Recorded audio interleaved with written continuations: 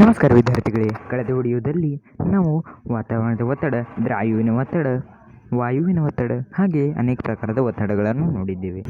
ಈ ವಿಡಿಯೋದಲ್ಲಿ ನಾವು ಉದ್ಧರಣ ಪ್ರೇರಣೆ ಹಾಗೆ ಆರ್ಕಿಮಿಡಿಸನ ಸಿದ್ಧಾಂತ, ಆರ್ಕಿಮಿಡಿಸನ ತತ್ವ ಎಂಬುದನ್ನು ನಾವು ನೋಡಲಿದ್ದೇವೆ. ಮೊದಲಾಗಿ ಇಲ್ಲೊಂದು ಮಾಡಿ ನೋಡಿರಿ ಎಂದು ಕೊಡಲಾಗಿದೆ. ನೋಡಿರಿ, ಮೊದಲಾಗಿ ಇಲ್ಲಿ ನಮಗೆ ಒಂದು ಮಾಡಿ ನೋಡಿರಿ ಎಂದು ಕೊಡಲಾಗಿದೆ. ಒಂದು ಬಾಟಲಿಯನ್ನು ತೆಗೆದುಕೊಳ್ಳುವ ರೀತಿ ಮತ್ತು ಈ ಪ್ರಕಾರದ ಒಂದು ಟ್ಯಾಂಕನ್ನಲ್ಲಿ ನೀರು ತುಂಬುವುದಿದೆ. ಅದರಲ್ಲಿ ಒಂದು ಬಾಟಲಿಯಲ್ಲಿ ಯಾವುದೇ ನೀರು ತುಂಬದೆ ಅದು ಆ ಟ್ಯಾಂಕಿನಲ್ಲಿ ಇಟ್ಟಾಗ ನಾವು ನೋಡಬಹುದು ಏನೆಂದರೆ ಅದು ಆ ನೀರಿನ ಮೇಲೆ ತೇಲುತ್ತಿದೆ. ಆದರೆ ಒಂದು ವೇಳೆ ನಾವು ಅದು ಬಾಟಲಿಯನ್ನು ತುಂಬಿದರೂ ಕೂಡ ಆ ಬಾಟಲಿಯು ಪೂರ್ಣ ತಳಕ್ಕೆ ಹೋಗಿ ನಿಲ್ಲುವುದಿಲ್ಲ. ಅದು ನಡುವೆಯೇ ನೀರಿನ ಮಧ್ಯದಲ್ಲಿಯೇ ತೇಲಾಡುವುದು ಮತ್ತು ಪ್ಲಾಸ್ಟಿಕ್ದ ಬಾಲು ಕೂಡ ಮೇಲೆಯೇ ತೇಲಾಡುವುದು. ಇದರ ಮೇಲೆ ನಮಗೆ ಏನು ತಿಳಿದು ಬರೆಂದರೆ ಈ ಹಗುರಾದ ಬಾಟಲಿಯು ಹಗುರಿದೆ, ಅದರ ಸಲುವಾಗಿ ಇದು ಮೇಲೆ ತೇಲುತ್ತಿದೆ. ಆದರೆ ಈ ಬಾಟಲಿಯು ಅಷ್ಟು ಹಗುರವಿಲ್ಲ, ಆದರೂ ಕೂಡ ಇದು ಮೇಲೆ ತೇಲುತ್ತಿದೆ ಎಂದರೇ ಇದು ಗುರುತ್ವಾಕರ್ಷಣೆ. ಇದಕ್ಕೆ ಗುರುತ್ವಾಕರ್ಷಣೆ ಪ್ರೇರಣೆಯು ತನ್ನ ಕಡೆ ಆಕರ್ಷಿಸುತ್ತಿದೆ. ಆದರೆ ಅದನ್ನು ವಿರುದ್ಧ ಮಾಡುವ ಯಾವುದೇ ಒಂದು ಪ್ರೇರಣೆ ಇಲ್ಲಿದೆ, ಅದೇ ಇದನ್ನು ಮೇಲಕ್ಕೆ ಒತ್ತುತ್ತಿದೆ. ಮತ್ತು ಆ ಪ್ರೇರಣೆಯೇ ಇದೆ ಉದ್ಧರಣ ಪ್ರೇರಣೆ. ಅದೇ ಪ್ರೇರಣೆಗೆ ಉದ್ಧರಣ ಪ್ರೇರಣೆ ಅಂತಾರೆ. ಎಂದರೇ ಯಾವಾಗ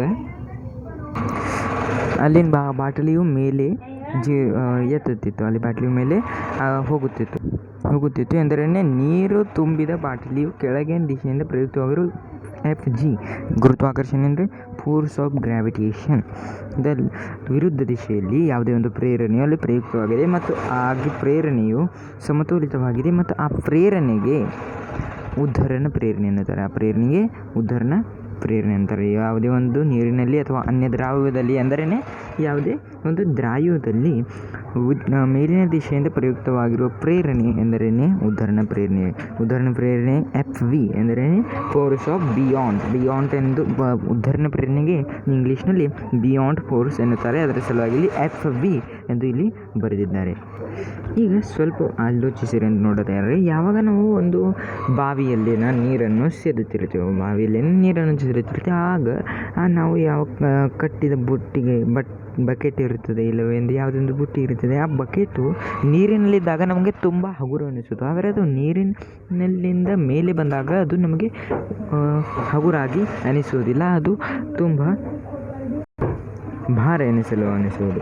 ಇದು ಏಕೆ ಆಗುವುದು ಎಂದರೇ ಯಾವಾಗ ಅದು ನೀರಿನಲ್ಲಿರುವುದು ಆಗ ನಮಗೆ ಅಲ್ಲಿ ಉದ್ಧರಣ ಪ್ರೇರಣೆಯು ಸಹಾಯ ಮಾಡುತ್ತದೆ. ಉದ್ಧರಣ ಪ್ರೇರಣೆಯು ಮೇಲಕ್ಕೆ ಆ ವಸ್ತುವನ್ನು ಒತ್ತುತ್ತಿರುತ್ತದೆ. ಮೇಲಿನ ದಿಶೆಯಿಂದ ಪ್ರೇರಣೆಯು ಪ್ರಯುಕ್ತವಾಗಿರುತ್ತದೆ. ಅದರ ಸಲುವಾಗಿ ನಮ್ಮ ಪ್ರೇರಣೆ ಮತ್ತು ಅಲ್ಲಿನ ಪ್ರೇರಣೆ ನಮಗೆ ಅಲ್ಲಿ ಹಗುರು ಅನಿಸುತ್ತದೆ. ಆದರೆ ಮೇಲೆ ಬಂದಾಗ ಅಲ್ಲಿ ನಮಗೆ ಆ ಉದ್ಧರಣ ಪ್ರೇರಣೆಯು ದೊರೆಯುವುದಿಲ್ಲ. ಅದರ ಸಲುವಾಗಿ ನಮಗೆ ಅಲ್ಲಿ ವಸ್ತು ಭಾರ ಅನಿಸಲು ಆರಂಭಿಸುತ್ತದೆ.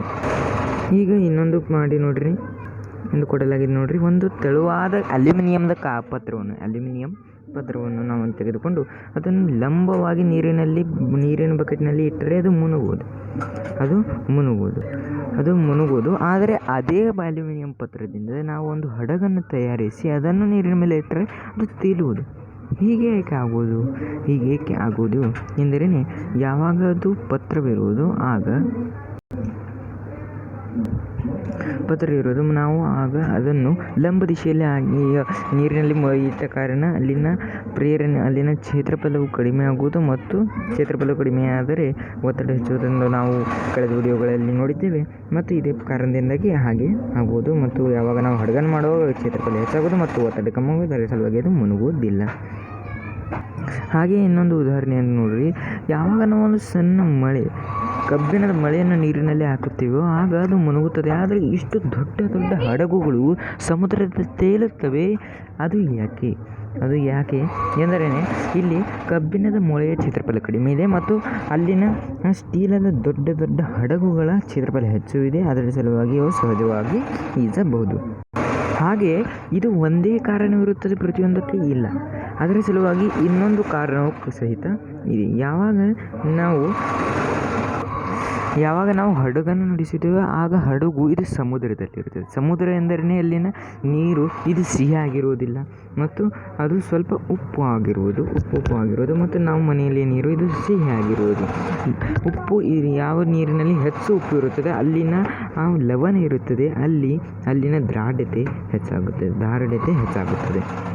ಅಲ್ಲಿನ ದಾರ್ಢ್ಯತೆ, ಆ ನೀರಿನ ದಾರ್ಢ್ಯತೆ ಹೆಚ್ಚಾದ ಕಾರಣವೇ ಅಲ್ಲಿ ಆ ಸಮುದ್ರದಲ್ಲಿ ಹಡಗುಗಳು ಸುಲಭವಾಗಿ ಈಜಬಹುದು. ಈ ದಾರ್ಢ್ಯತೆ ಎಂದರೇನು ನಾವು ಇಲ್ಲಿ ಮುಂದಿನ ಕೆಲವು ಪೇಜ್ಗಳಲ್ಲಿ ನಾವು ನೋಡೋರಿದೆ. ಆ ದಾರ್ಢ್ಯತೆ ಅಂದರೆ ಏನಂದರೆ ವಸ್ತುಮಾನ ಛೇದ ಕ್ಷೇತ್ರಫಲ. ವಸ್ತುಮಾನ ಅದರ ತೂಕ, ಸ್ವಲ್ಪದರಲ್ಲಿ ತೂಕ ಅಂದರೆ ವಸ್ತುಮಾನ, ಇದು ತೂಕ ಇಲ್ಲುವುದಿಲ್ಲ.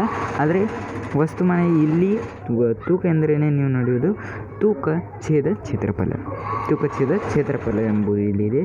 ಮತ್ತು ಈ ದಾರ್ಢ್ಯತೆ ಹೆಚ್ಚಿದ್ದ ಕಾರಣವೇ ಅಲ್ಲಿ ನೀರಿನ ಮೇಲೆ ಹಡಗು ಸುಲಭವಾಗಿ ತೇಲಬಹುದು. ಮತ್ತು ಇಂಥ ಸಮಯದಲ್ಲಿ ಸುಲಭವಾಗಿ ದಾರ್ಢ್ಯತೆ ಹೆಚ್ಚಿದ್ದಾಗ ಇಲ್ಲಿ ಉದ್ಧರಣ ಪ್ರೇರಣೆ ಇದು ಗುರುತ್ವಾಕರ್ಷಣೆ ಪ್ರೇರಣೆಗಿಂತ ಹೆಚ್ಚಾಗಿರುವುದು. ಉದ್ಧರಣ ಪ್ರೇರಣೆ ಇದು ಗುರುತ್ವಾಕರ್ಷಣೆ ಪ್ರೇರಣೆಗಿಂತ ಹೆಚ್ಚಾಗಿರುವುದು. ಅದರ ಸಲುವಾಗಿ ಇಲ್ಲಿ ಸಹಜವಾಗಿ ಅದು ತೇಲಬಹುದು. ಇಲ್ಲಿ ನಮಗೆ ಇನ್ನೊಂದು ಕೆಲವು ಸಂಗತಿಗಳನ್ನು ನೀಡಿದ್ದಾರೆ ನೋಡಿ. ವಸ್ತುವಿನ ಘನ ಪರಿಣಾಮ ಇದು ಹೆಚ್ಚಿದ್ದರೆ ಉದ್ಧರಣ ಪ್ರೇರಣೆಯು ಹೆಚ್ಚಾಗುತ್ತೆ. ವಸ್ತುವಿನ ಘನ ಪರಿಣಾಮ ಹೆಚ್ಚಿದ್ದರೆ ಉದ್ಧರಣ ಪ್ರೇರಣೆ ಹೆಚ್ಚಾಗುತ್ತೆ. ಮತ್ತು ವಸ್ತುವಿನ ದಾರ್ಢ್ಯ ಹೆಚ್ಚು ಇದ್ದರೆ ಅಲ್ಲಿನ ಉದ್ಧರಣ ಪ್ರೇರಣೆಯು ಕೂಡ ಹೆಚ್ಚಾಗಿ ಆಗುವುದು. ಈ ದಾರ್ಢ್ಯಕ್ಕೆ ಇಂಗ್ಲೀಷ್ನಲ್ಲಿ ಡೆನ್ಸಿಟಿ ಎಂದು ಎನ್ನುತ್ತಾರೆ. ಈಗ ಇಲ್ಲಿ ನಿಮಗೆ ಗೊತ್ತಿದೆ ಎಂದು ಹೇಳಿದ್ದಾರೆ. ಯಾವಾಗ ಒಂದು ವಸ್ತುವನ್ನು ನಾವು ನೀರಿನಲ್ಲಿ ಹಾಕುತ್ತೀವಿ ಆಗ ಆ ವಸ್ತು ನೀರಿನ ಮೇಲೆ ತೇಲುವುದು, ನೀರಿನಲ್ಲಿ ಮುಳುಗುವುದು. ಆದರೆ ನೀರಿನಲ್ಲಿಂದ ದ್ರವದಲ್ಲಿಯೇ ತೇಲುವುದು. ಇದು ಯಾವುದರ ಮೇಲಿಂದ ನಿಶ್ಚಿತವಾಗುವುದು ಎಂಬುದನ್ನು ನಮಗೆ ಇಲ್ಲಿ ಹೇಳಲಾಗಿದೆ. ಒಂದು ವೇಳೆ ಉದ್ಧರಣ ಪ್ರೇರಣೆಯು ವಸ್ತುವಿನ ತೂಕಕ್ಕಿಂತ ಹೆಚ್ಚಿದ್ದರೆ, ಉದ್ಧರಣ ಪ್ರೇರಣೆಯು ವಸ್ತುವಿನ ತೂಕಕ್ಕಿಂತ ಹೆಚ್ಚು ಇದ್ದರೆ ಆಗ ವಸ್ತು ತೇಲುವುದು. ಒಂದು ವೇಳೆ ಉದ್ಧರಣ ಪ್ರೇರಣೆಯು ವಸ್ತುವಿನ ತೂಕಕ್ಕಿಂತ ಕಡಿಮೆ ಇದ್ದರೆ ವಸ್ತು ಮುಳುಗಿ. ಒಂದು ವೇಳೆ ಉದ್ಧರಣ ಪ್ರೇರಣೆಯು ವಸ್ತುವಿನ ತೂಕದಷ್ಟೇ ಇದ್ದರೆ ಆಗ ಅದು ದ್ರವದಲ್ಲಿ ತೇಲುವುದು ಎಂಬುದು ಇವು ನಮಗೆ ಇಲ್ಲಿ ನೋಡಲು ಬರುವುದು. ಮೇಲಿನಗಳಲ್ಲಿ ಅಸಮತೋಲಿತ ಪ್ರೇರಣೆಗಳು ಯಾವುವು ಎಂಬುದು ಹೇಳಿರಿ ಎಂದು ಹೇಳಿದ್ದಾರೆ. ಅಸಮತೋಲಿತ ಪ್ರೇರಣೆಯನ್ನು ನಾವು ಪಾಠದ ಆರಂಭದಲ್ಲಿ ನೋಡಿದ್ದೇವೆ. ಇದರಲ್ಲಿ ಮೊದಲನೇ ಮತ್ತು ಎರಡನೇ ಇವು ಅಸಮತೋಲಿತ ಪ್ರೇರಣೆಗಳು ಆಗಿವೆ. ಈಗ ನಾವು ಒಂದು ಮಹತ್ವದ ಸಿದ್ಧಾಂತವನ್ನು ಅಂದರೆ ಆರ್ಕಿಮಿಡೀಸನ ತತ್ವ ಸಿದ್ಧಾಂತವನ್ನು ನೋಡುವರಿದ್ದೇವೆ. ಅದರಲ್ಲಿ ನೋಡಿರಿ, ಇಲ್ಲಿ ನಮಗೆ ಒಂದು ಮಾಡಿ ನೋಡ್ರಿ ಎಂದು ಪುನಃ ಒಂದು ಕೊಡಲಾಗಿದೆ ನೋಡ್ರಿ. ಇದರಲ್ಲಿ ಮೊದಲಾಗಿ ನಮಗೆ ಒಂದು ಖಾಲಿ ಪಾತ್ರೆಯಲ್ಲಿ ಇಲ್ಲವೇ ಯಾವುದೇ ಒಂದು ಕಂಟೈನರ್ನಲ್ಲಿ ಒಂದು ಕಲ್ಲನ್ನು ಈ ರಬ್ಬರ್ನಿಂದ ಕಟ್ಟುವುದಿದೆ ಮತ್ತು ಅದನ್ನು ಈ ಪ್ರಕಾರವಾಗಿ ಹಿಡಿಯುವುದಿದೆ. ಆ ನಂತರ ನಮಗೆ ಇಲ್ಲಿ ಈ ರಬ್ಬರಿನ ಅಳತೆಯನ್ನು ಎನಿಸುವುದಿದೆ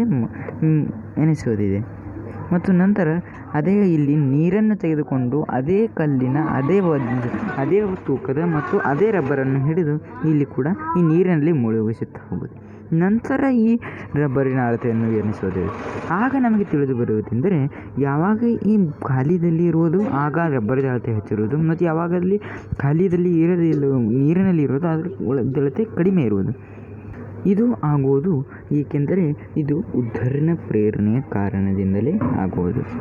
ಆದರೆ ಈ ಉದ್ಧರಣ ಪ್ರೇರಣೆಯು ಪ್ರತಿಯೊಂದು ವೇಳೆಯಲ್ಲಿ ಸಮಾನವೇ ಇರುವುದು, ಪ್ರತಿಯೊಂದು ವಸ್ತುವಿನಲ್ಲಿ ಸಮಾನವೇ ಅಪ್ಲೈ ಆಗುವುದು ಎಂಬುದರ ಬಗ್ಗೆ ಇಲ್ಲಿ ಆರ್ಕಿಮಿಡೀಸನ ತತ್ವದಲ್ಲಿ ಹೇಳಲಾಗಿದೆ. ಈ ಉದ್ಧರಣ ಪ್ರೇರಣೆಯು ಪ್ರತಿಯೊಂದು ವೇಳೆ ಸಮಾನ ಇರುವುದಿಲ್ಲ ಎಂಬುದನ್ನು ಇದರ ಮೇಲಿಂದ ನಮಗೆ ತಿಳಿಯಬಹುದು ಮತ್ತು ಯಾವ ವೇಳೆಯಲ್ಲಿ ಹೆಚ್ಚಿರುವುದು ಯಾವ ವೇಳೆಯಲ್ಲಿ ಕಡಿಮೆ ಇರುವುದು ಎಂಬುದನ್ನು ಕೂಡ ನಾವು ಇಲ್ಲಿ ನೋಡಬಹುದು. ಮತ್ತು ಆ ಆರ್ಕಿಮಿಡೀಸನ ತತ್ವವನ್ನು ಈಗ ನಾವು ನೋಡಿದ್ದೇವೆ. ಅದೇ ಆರ್ಕಿಮಿಡೀಸನ ತತ್ವವನ್ನು ನೋಡಿರಿ, ಯಾವುದೊಂದಾದರೂ ವಸ್ತುವನ್ನು ದ್ರವದಲ್ಲಿ ಭಾಗಶಃ ಅಥವಾ ಪೂರ್ಣತಃ ಮುಳುಗಿಸಿದಾಗ ಅದರ ಮೇಲಿನ ದಿಶೆಯಿಂದ ಪ್ರೇರಣೆಯು ಪ್ರಯುಕ್ತ ಆಗುತ್ತದೆ ಮತ್ತು ಈ ಪ್ರೇರಣೆಯು ಆ ವಸ್ತುವಿನ ಹೊರಚೆಲ್ಲಿದ ದ್ರಾಯುವಿನ ತೂಕದಷ್ಟು ಇರುತ್ತದೆ. ಎಂದರೇನೆ ಯಾವಾಗ ನಾವು ಒಂದು ವಸ್ತುವನ್ನು ನೀರಿನಲ್ಲಿ ಮುಳುಗಿಸುತ್ತೇವೆ ಮತ್ತು ಆ ಮುಳುಗಿಸಿದಾಗ ಅದು ಎಷ್ಟು ನೀರು ಹೊರಚೆಲ್ಲುವುದು, ಒಂದು ಬಕೆಟ್ನಲ್ಲಿ ನಾವು ನೀರು ತೆಗೆದುಕೊಂಡ್ರೆ ಮತ್ತು ಅಲ್ಲಿ ಒಂದು ಕಲ್ಲು ಹಾಕಿದ್ವಿ, ಅಲ್ಲಿ ನೀರು ಹೊರಚಿಗೆ ಚೆಲ್ಲುವುದು ಮತ್ತು ಆ ಚೆಲ್ಲಿದ ನೀರಿನ ತೂಕ ಎಷ್ಟು ಇರೋದು ಅಷ್ಟೇ ಉದ್ಧರಣ ಪ್ರೇರಣೆಯು ಆ ವಸ್ತುವಿನ ಮೇಲೆ ಪ್ರಯುಕ್ತವಾಗಿರುತ್ತದೆ. ಎಂಬುದನ್ನು ಇದು ಆರ್ಕಿಮಿಡೀಸನ ಸಿದ್ಧಾಂತವಾಗಿದೆ. ಯಾವಾಗ ಒಂದು ವಸ್ತುವನ್ನು ನಾವು ತೆಗೆದುಕೊಂಡು ನೀರಿನಲ್ಲಿ ಮುಳುಗಿಸುತ್ತೇವೆ ಆಗ ಎಷ್ಟು ನೀರು ಹೊರಗೆ ಚೆಲ್ಲುವುದು ಅಷ್ಟೇ ನೀರು ಅಷ್ಟೇ ಉದಾಹರಣೆ ಪ್ರೇರಣೆ ಅಲ್ಲಿನ ಮೇಲೆ ಪ್ರಯುಕ್ತವಾಗಿರುತ್ತದೆ. ಇದೇ ಈ ಆರ್ಕಿಮಿಡೀಸ್ನ ಸಿದ್ಧಾಂತವಾಗಿದೆ. ಆರ್ಕಿಮಿಡೀಸ್ನ ಸಿದ್ಧಾಂತಕ್ಕನುಸಾರವಾಗಿ ಮೇಲಿನ ನಿರೀಕ್ಷಣೆಯನ್ನು ಸ್ಪಷ್ಟಪಡಿಸಿರಿ ಅಂತ ನಮಗೆ ಹೇಳಲಾಗಿದೆ. ಈ ಮೇಲಿನ ನಿರೀಕ್ಷಣೆಯಲ್ಲಿ ಮೊದಲಾಗಿ ನಮಗೆ ಇದನ್ನು ಸಿದ್ಧಾಂತವನ್ನು ನೋಡುವ ಸಲುವಾಗಿ ನಾವು ಮೊದಲಾಗಿ ಎಷ್ಟಿನವರೆಗೆ ಈ ಕಲ್ಲು ಇಲ್ಲದಿದ್ದಾಗ ಅಲ್ಲಿನ ಅಳತೆಯನ್ನು ತೆಗೆದುಕೊಳ್ಳಬೇಕು. ಒಂದು ಕಲ್ಲು ಹಾಕಿದಾಗ ಇಲ್ಲಿ ಎಷ್ಟುವರೆಗೆ ಹೋಗುವುದು ಅಲ್ಲಿನ ಅಳತೆ ತೆಗೆದುಕೊಂಡು ಮತ್ತು ಆ ನಡುವಿನ ನೀರಿನ ನಾವು ತೂಕವನ್ನು ತೆಗೆದುಕೊಂಡರೆ ಅಲ್ಲಿ ನಮಗೆ ಉದಾಹರಣೆ ಪ್ರೇರಣೆಯು ದೊರೆಯಬಹುದು.